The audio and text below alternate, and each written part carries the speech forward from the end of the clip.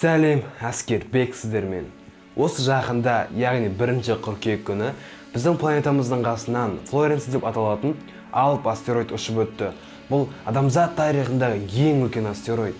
Оның үлкендігі соншалық, астрономдар мен адамдар оны жай ғана көзбен бақылай алады. Оның диаметрі 4 километрге тең. Мысалға салыстыру үшін 2013 жылғы Челябинск метеориттерінің диаметрі 20 метрдей. Флоренция біздің жерімізден 7 миллион километр қашықтықта ұшып өткен. Бұл өте үлкен арақашықтық болғандықтан бұл бізге ешқандай қауіп тудырмады. Енді бұл астероид 40 жылдан кейін біздің планетамыздың қасынан қайтадан ұшып өтеді. Флоренция әзірше бізге қауіпсіз. Бірақ біздің күн жүйемізде осындай қауіпті болуы мүмкін дейтін 1572 астероид бар. Солардың бірі 2012 TC4 астероиды. Бұл астероид 2012 жылы біздің үйіміздің жанынан 90 000 километр қашықтықта ұшып өткен болатын. Сол кезде астрономдар оны бақылауға алып, оның диаметрі шамамен 40 метрде екенін анықтаған болатын. Астрономдардың есебі бойынша TC4 астероиды 2017 жылдың 12 қазанында шамамен 49 000 километр қашықтықта жердің қасынан ұшып өтеді. Ал соқтығысу пайызы 0,100 құрайды. Бұл өте аз, сондықтан ол жермен соқтығыспайды дегім келеді әрине, бірақ бұлай айту өте қиын. Мысалға, қайтадан 2013 жылғы Челябинск метеоритін мысалға алайық.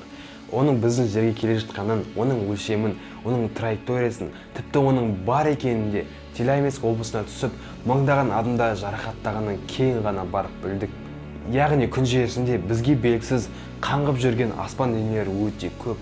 Сондай аспан денелерінің бірі TC4-ке соғып, оның траекториясын өзгертіп жіберіп, біздің жерімізге түсуді екіталай. Сондықтан да дәл осы TC4 астероиды қатаң бақылауға алынған болатын. Кейбір адамдар TC4 астероидын вирустық ақпаратқа теңеп отыр. Тіпті NASA осы TC4 астероиды жермен соқтығыспайтынына 100% кепілдік бере алмады.